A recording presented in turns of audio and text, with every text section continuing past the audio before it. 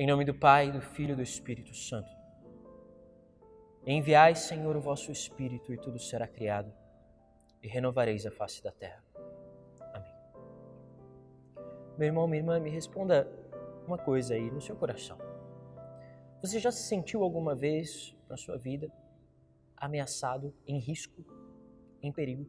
Sobretudo em perigo, sob ataque, espiritualmente? Certamente sim, todos nós somos atacados espiritualmente.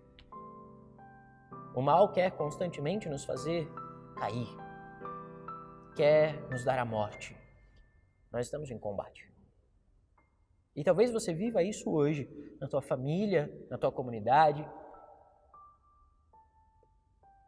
Pois bem, os filhos da igreja em nosso tempo, nós não somos os primeiros a sermos perseguidos, atacados, a termos a nossa vida e, sobretudo, a nossa alma em risco, ameaçada. A igreja sempre sofreu isso porque antes o fundador, o divino fundador da igreja foi perseguido e ameaçado. E nós vemos isso no evangelho de hoje. Mesmo que não pareça numa primeira vista, nessa terça-feira dessa quarta semana do tempo pascal, é isso que nós vemos aqui em João capítulo 10. Jesus está no templo em Jerusalém, no pórtico de Salomão, que era uma área da grande área do templo, era uma área a céu aberto, e ele está no contexto da festa da dedicação do templo, ou seja, há muitas pessoas ali na área do templo, muitas pessoas em Jerusalém que peregrinavam para Jerusalém para aquela festa judaica. E enquanto Jesus está ali passeando pelo pórtico de Salomão, os judeus, aquele povo, parte daquele povo que estava ali, cerca Jesus e pergunta a ele, como que o apertando, colocando na parede: até quando você vai deixar a gente em dúvida? Até quando você vai nos deixar em suspenso? Se você é o Messias, diz logo abertamente. Jesus conhecia a intenção por detrás daquela pergunta. E ele sabia que eles não queriam acreditar nele, mas eles tinham naquela pergunta um pretexto para, de acordo com a resposta de Jesus, acusá-lo de blasfêmia, o prenderem, o matarem. Então, diferentemente de como ele fez com aquela samaritana, se lembram, na beira do poço? Quando ela falou de sua expectativa do Messias, e ele falou: sou eu que estou aqui falando contigo, se revelando para ela, e ela recebeu aquela notícia com alegria. Agora, não é assim que Jesus responde. Jesus diz para eles: eu já disse o que eu tinha que dizer, mas vocês não acreditam. E Jesus estava falando das suas obras.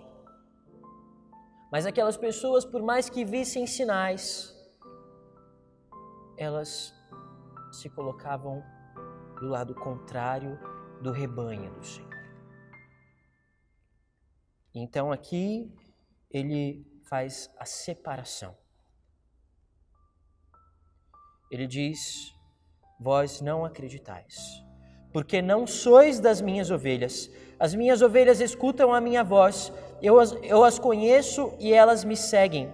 Eu dou-lhes a vida eterna e elas jamais se perderão, e ninguém vai arrancá-las de minha mão.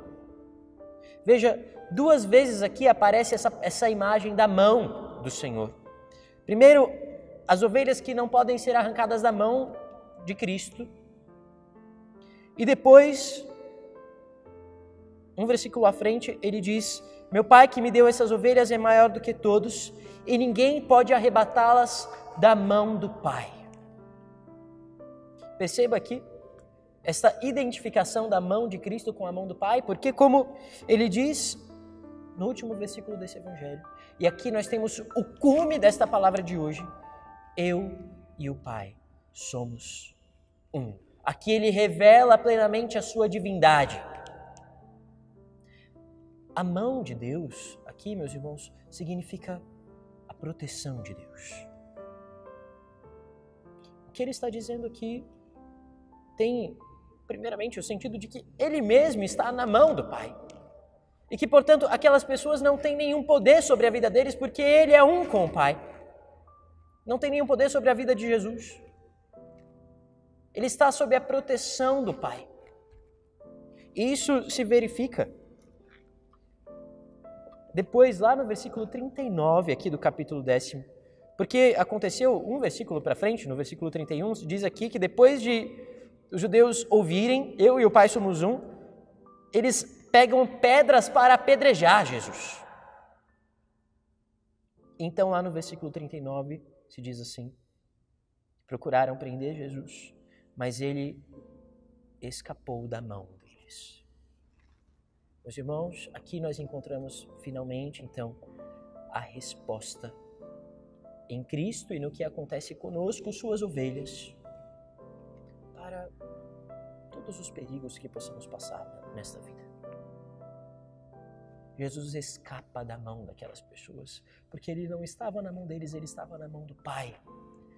E do mesmo modo como ele e o Pai são um, ele chama a nós que somos o seu rebanho a um conhecimento íntimo dele, a ouvir a sua voz como ele ouviu a voz do Pai, de modo que nós estejamos na sua mão e assim também estejamos na mão do Pai. Meus irmãos, neste tempo que nós estamos vivendo, isto é uma grande luz para nós, uma grande esperança, porque o rebanho do Senhor é a igreja. Nós podemos ligar esta passagem com aquilo que Jesus disse, que as portas do inferno não prevaleceriam sobre a igreja. Aqui nós encontramos o que é a igreja de fato. A igreja não é uma instituição meramente humana. A igreja não está nas mãos dos homens. A igreja não estava nas mãos de Pedro. A igreja é o rebanho de Cristo que está na mão do Pai. Por isso, nenhuma força deste mundo pode arrebatá-la. E se eu e você permanecemos como ramos unidos à videira, como ovelhas que não se dispersam do rebanho, se nós permanecemos unidos ao corpo de Cristo, que é a igreja, nada poderá nos arrebatar das mãos do Pai, nenhum perigo, nenhuma ameaça, porque o Pai é maior do que tudo, como diz o Senhor. Não há o que temer, meus irmãos. Mesmo a doença, mesmo os perigos para o corpo, nada disso pode nos tirar da mão do Pai.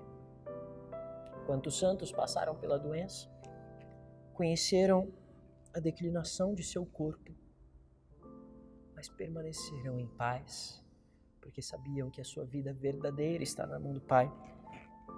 Como o Senhor diz aqui, eu dou-lhes a vida eterna, e elas jamais se perderão.